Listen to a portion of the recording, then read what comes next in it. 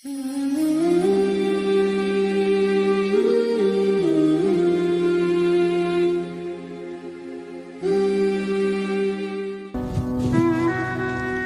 kamu ada di situ buat nyambut Nabi Muhammad SAW?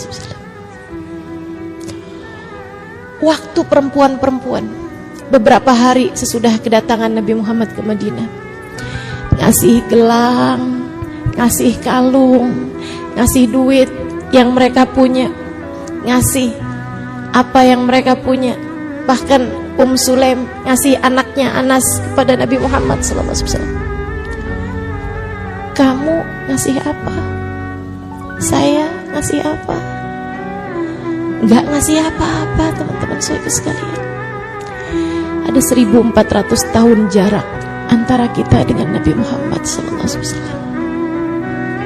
Fakta mesti menyakitkan, tapi harus kita terima.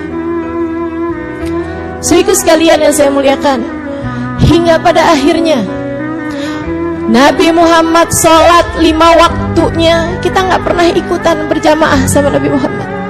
Hingga pada akhirnya Nabi Muhammad khutbah dengan begitu banyak khutbah, kita gak ada diantaranya yang pernah dengar suara Nabi Muhammad SAW. Saudara sekalian, hingga pada akhirnya Nabi Muhammad berperang di berbagai macam peperangan. Ada banyak perempuan-perempuan bantuin Nabi Muhammad di tenda-tendanya. Kita nggak ada di antara mereka, teman-teman sekalian. Hingga pada akhirnya ketika Nabi Muhammad wafat dan perempuan-perempuan menangis dari dalam rumah-rumah mereka, kita bukan salah satu di antaranya. Kita bukan salah satu di antaranya yang berteriak-teriak ketika Nabi Muhammad wafat. Bukan kita di antaranya yang menangis melolong-lolong ketika mendengar kabar Nabi Muhammad wafat, teman-teman sekalian. Bukan kita, orang-orang yang berpikir bahwa mata ini tak lagi dapat memandang indah wajahnya. Kita nggak pernah dapat jatah apa-apa dari hidupnya Nabi besar Muhammad Sallallahu Alaihi Wasallam. Andai bisa beli dengan berapapun harganya, saya ingin membelinya, teman-teman. Saya yakin semua dari kita juga merasakan hal yang sama. Andai bisa membelinya, andai bisa menebusnya, kita pengen nebus dengan apapun yang kita punya biar mata ini bisa mandang wajah Nabi Muhammad Sallallahu Alaihi Wasallam.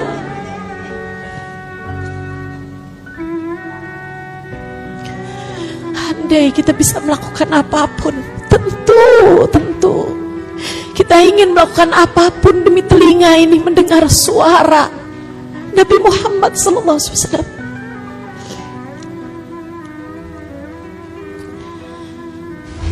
Makanya yang bisa kita lakukan nih saat-saat sekarang ini, duduk bersama, nginget-nginget Nabi Muhammad SAW. Sehingga andai pun kita nggak bisa dapetin hidupnya Nabi Muhammad di atas muka bumi ini, kita nggak lagi terhalang sama hidupnya Nabi Muhammad nanti di akhirat, teman-teman.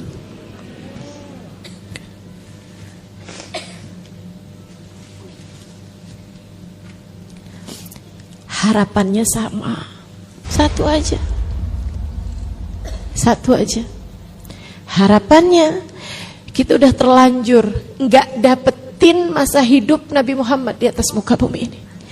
Jangan sampai kita nggak kebagian dari masa kita bersama dengan Nabi Muhammad di akhirat nanti. Di dunia ini nggak dapetin masa hidupnya Nabi Muhammad, nyesel. Di dunia ini nggak dapetin masa hidupnya Nabi Muhammad, nggak beruntung kita. Saudara sekalian, man ra'a wajhaka yas'ad. Siapa yang mandang wajah Nabi Muhammad beruntung dia. Kita nggak mandang wajah Nabi Muhammad. Saudara sekalian yang saya muliakan, kita udah nyesel nggak dapetin hidupnya Nabi Muhammad SAW. Sekurangnya jangan sampai kita nggak kebagian dari masa hidupnya Nabi Muhammad di akhirat. Saudariku sekalian, biar ada Nabi Muhammad dalam kuburmu, biar ada Nabi Muhammad pada mahsyarmu. Biar ada Nabi Muhammad saat amalmu ditimbang. Biar ada Nabi Muhammad saat kamu datang ke telaganya Nabi Muhammad. Biar ada Nabi Muhammad saat kamu lewat di atas jembatan. Biar ada Nabi Muhammad saat kamu digiring di akhirat nanti, kamu ada di belakang Nabi Muhammad SAW.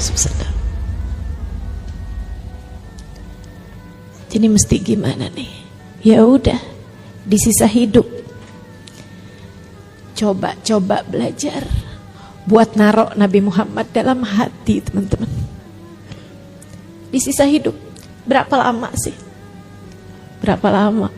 Sisa hidup saya, sisa hidup kamu, sepenggal kehidupan yang kita punya, teman-teman.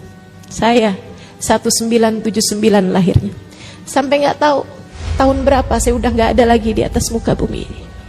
Saya kepengen di sisa hidup yang saya punya ada Nabi Muhammad saya bawa di hati saya. Dan saya rasa semuanya juga seperti itu. Bawa Nabi Muhammad dalam hatimu, teman-teman. Biar nanti di akhirat kita bisa dapetin hidup barengan sama Nabi Muhammad. Gak banyak hal kok yang bisa kita kerjain. Berlebihan saya rasa kalau Ustaz Amiro bilang saya gitu, gambaran orang yang dipengenin sama Nabi Muhammad. Siapa saya?